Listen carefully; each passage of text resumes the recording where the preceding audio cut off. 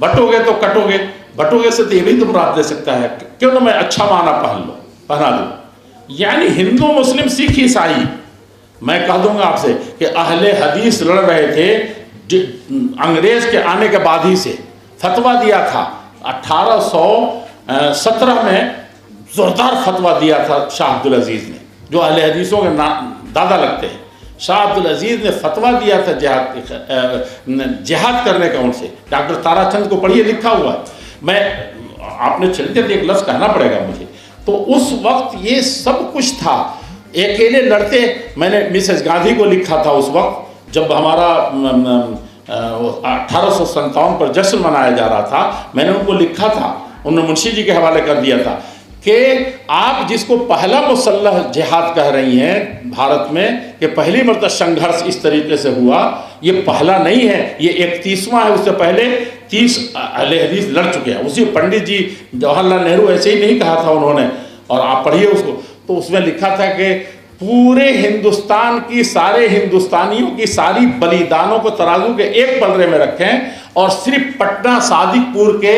अहले हदीसों की कुर्बानी को तराजू के दूसरे पलड़े में, तो ये भारी पड़ेगा। मेरे कहने का मतलब ये फिर भी देश आज़ाद नहीं हुआ। जब बटे थे तो कट रहे थे,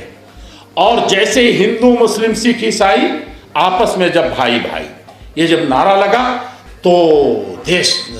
उससे ज़्यादा कम संघर्ष से देश आज़ाद हो गया, मेज़ पर आकर के बैठ गया। और मैं 1906 की बात कर रहा था, उससे पहले आप देखेंगे कि बिल्कुल मैदान में अहले हदीस थे। आज़ादी के हकीकी हीरो वही थे। आप अगर उस वक्त सिर्फ मौलाना अबुल कलाम आज़ाद का नाम इस वक्त लिया जा रहा है तो वही एक थे, उनका भी अहले हदीस के हैसियत से नहीं, लेकिन उससे पहले आप देखें तो। और आपके ये मैं एक बात मैं और अर्ज़ करूँगा कि अंग्रेज़ के ख़िलाफ़ जो जिहाद का फतवा देने वाला है, इंडिया का नहीं पूरे विश्व का सबसे बड़ा गुरु हदीस का, जिसे अहले हदीस कहलाते हैं, सब पढ़ने आते थे। ये आएंगे ना इमाम, वो शायद कहें कि हमको ले चलो उस गली में, मैं नहीं ले जाऊंगा, जहाँ वो बैठ के पढ़ाते थे फाटक हबश सामने, पुरानी दिल्ली स्टेशन के पास। वो आदमी जिहाद का फतवा देने वाला है, और वही आदमी जब देखा कि एक झाड़ी में रात को के अंधेरे में एक अंग्रेज औरत करा रही है, तो जान पर खेल करके उस अंग्रेज औरत का क्या है, मार दिया था उसको। 3 महीने अपने घर में अपनी जान पर खेल कर लोगों ने कहा कि आपका बलडोजर चल जाएगा, सब कुछ हो जाएगा, लेकिन उन्होंने कहा कि नहीं, इस औरत का कसूर नहीं। हमारे नबी ने कहा कि बच्चों को नहीं, सामने दुश्मन जो बंदूक चला रहा है, फौजी है, उसके बच्चे को, उसके बूढ़ों को, उसके गिरजाघरों को, उसके मंदिरों को, उसकी इबादत गाहों को कोई ठेस नहीं पहुंचे, उनके दरख्तों को नहीं काटना। मियाँ साहब जिस तरीके से हदीस का पाठ पढ़ाया, आप मराकुश मगरिब अक्सा चले जाइए आखिरी छोर पर, या मैंने रात दिख रहा था तो सब ये नाम मुझे आ रहे थे कि जो पढ़ के गए थे यहाँ से। तो कहने का मतलब ये है कि इन सब कुर्बानियों के बावजूद अब लोग, उन्होंने लिख दिया कि अंग्रेज को जब पता चला तो उसने शम्सुल उलमा खिताब दे दिया, आज तक उसको ढो रहे हैं लोग। कहने का मतलब मेरे भाई ये है कि ये नफ़रत की आवाज़ें जहाँ कहीं से भी आती हों, बंद होना चाहिए। और हिंदू मुस्लिम सिख ईसाई आपस में सब भाई भाई का जो नारा लगा करके हम बटे थे तो कट रहे थे, और जब एक हुए थे तो हम उसको वैसे ही मान लेते हैं।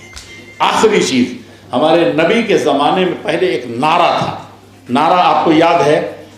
यूपी में कोई लगा रहा है जिसको आप कोट कर रहे हैं। नबी के ज़माने में एक आम नारा था कि उनसुर अखा का ज़ालिमन मज़लूम, अपने ख़ानदान का, अपने मज़हब का, अपने धर्म का हो तो उसकी मदद करना, चाहे जितना ज़ालिम हो।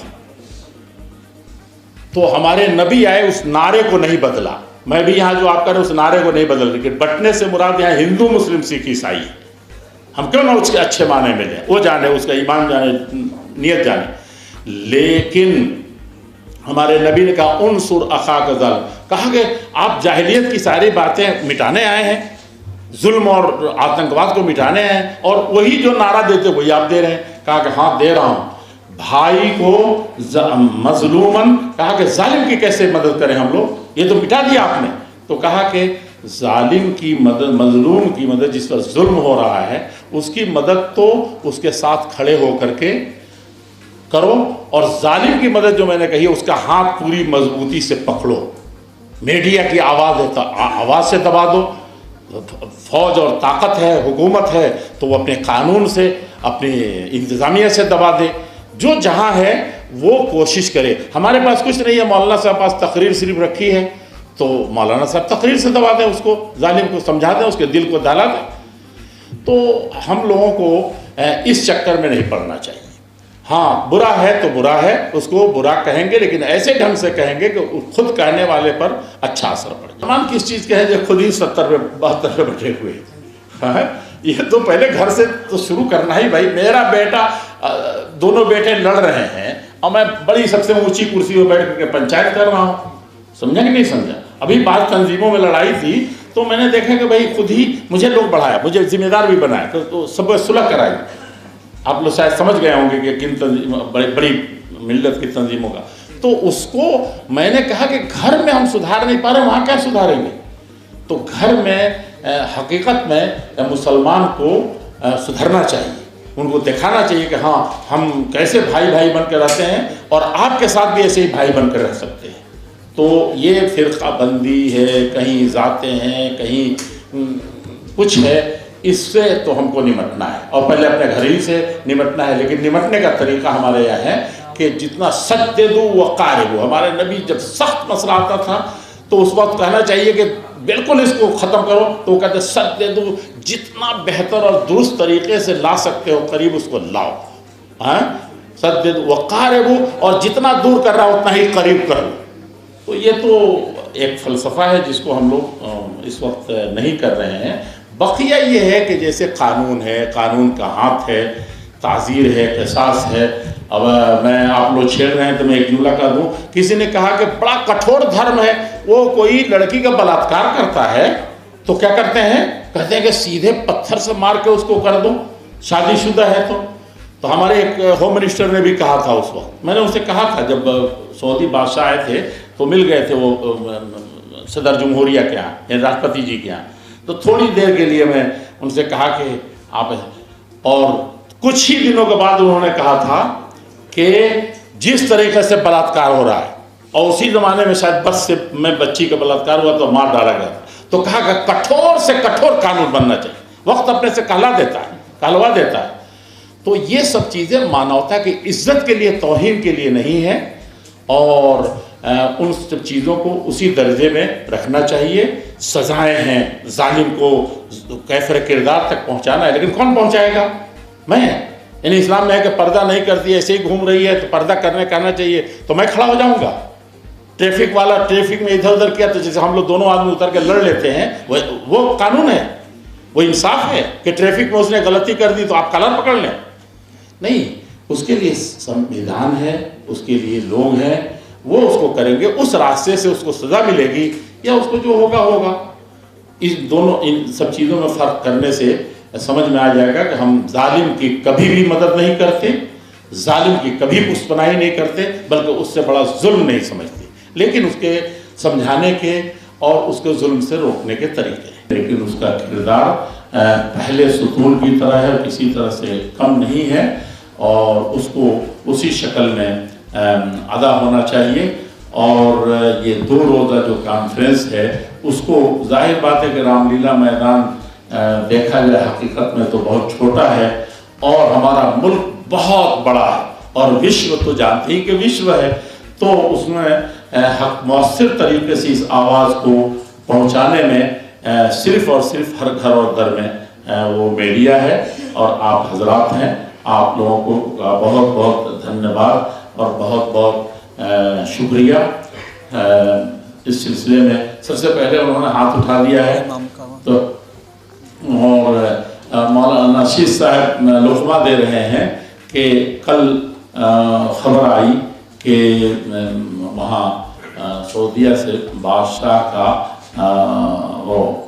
پروانہ مل گیا کہ امام حرم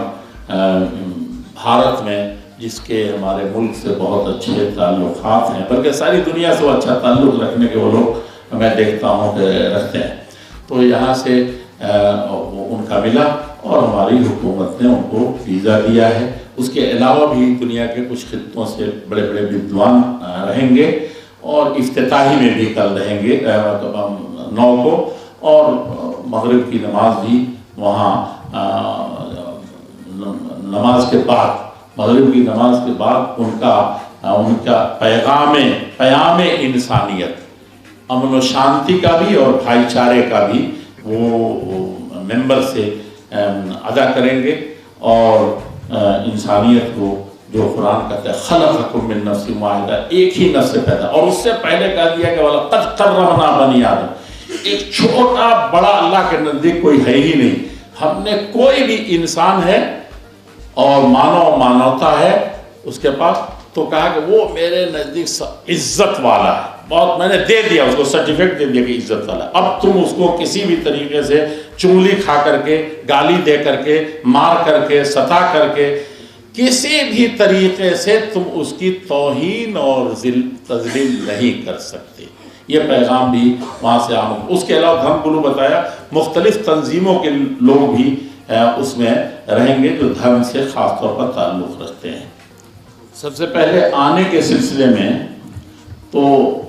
ابھی چند دن پہلے ایک بڑی کانفرنس دلی میں ہوئی تھی، اور مجھے تھا کہ میں 10 بجے ضرور پہنچ جاؤں گا،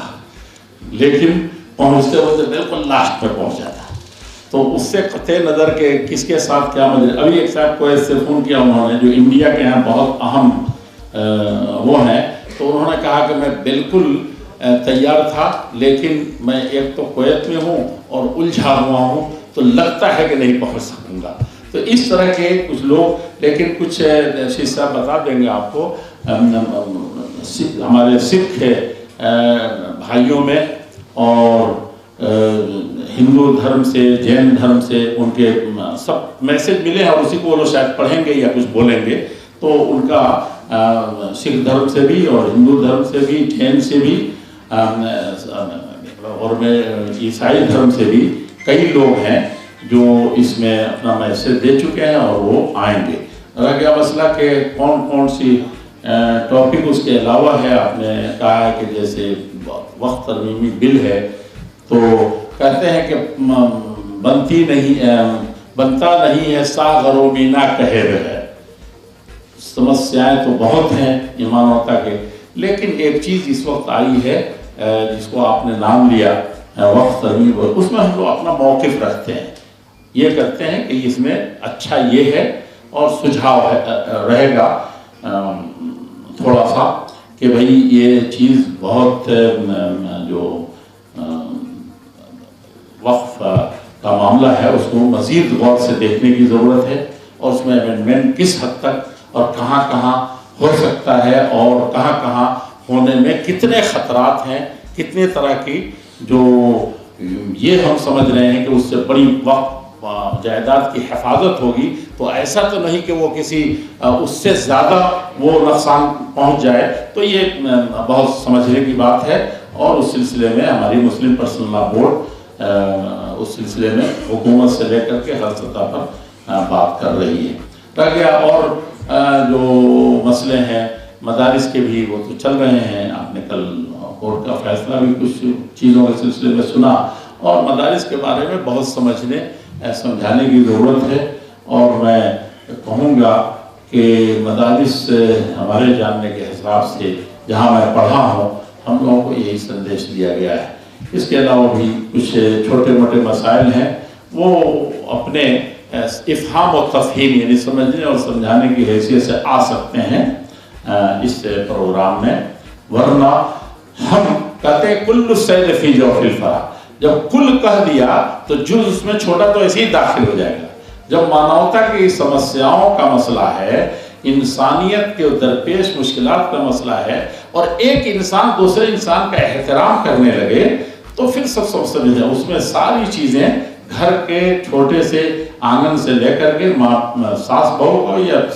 اماں بیٹی کا ہو، یا یہ کہ وشو کا مسئلہ ہو، وہ مانوتا اور انسانیت کی بنیاد پر حل ہوگا، وہ چیزیں بھرپور طریقے سے آئیں گی۔ دیکھیے ہم تو جن بزرگوں کو جانتے تھے، جو لوگ آتے تھے، اس میں سے تو اکثر لوگ چلے گئے ہیں۔ نئے لوگوں میں مولانا آپ لوگ نام بتا دیجئے ان کو کون کون آ رہے ہیں۔ اسی کو میں زیادہ اوڑھنا بچھونا بنا کر کے جتنا فائدہ پہنچا سکتے ہوں پہنچائیں۔ میں آپ بات لمبی نہ ہو جائے، ہم یہ کہنا چاہ رہے ہیں کہ ہمارے نبی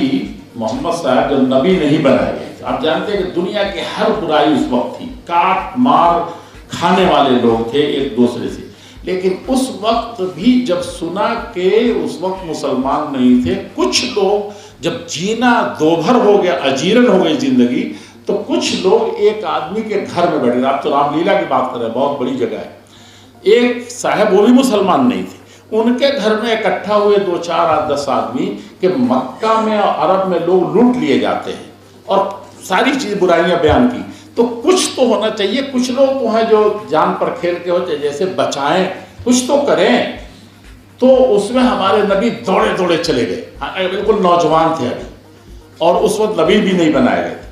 تو یہ جو دھرموں کا مسئلہ، اور جا کر کے اس میں آپ نے ہاتھ میں وہ رکھا، کہا کہ نہیں ایسے، کہا کہ میں وعدہ کرتا ہوں کہ ہاں کوئی ظلم نہیں ہوگا، کوئی کسی طرح کا یہ نہیں ہوگا، تو اور ایک بات کہا تو بڑی غلط فہمی ہے لوگوں کو، ارے وہ تو اسلام نبی پر نبی بنائے جانے سے پہلے کی بات ہے، یہ نبی نے جب پوری دنیا میں ان کی طاقت مانے جانے لگی اور ان کا جھنڈا پھہرانے لگا، تب انہوں نے اس کو یاد کیا پرانی بات کو، اسلام یعنی نبی بننے سے پہلے کہ آج بھی لوگ اگر ہم کو بلائیں اس طرح کے، یعنی غیر مسلم بلائیں کہ ہم لوگ مانوتا کے لیے کچھ کام کر لے جائیں گے، تو آج میں دنیا کا سب سے بڑا انسان، انہوں نے نہیں کہا لیکن میں کہہ رہا ہوں، آج میں اس حالت میں کہ قرآن آ گیا ہے، اتنا بڑا سندیش آ گیا، تب بھی میں دوڑ کے جا کر کے اس طرح کے صلح میں شریک ہو جاؤں۔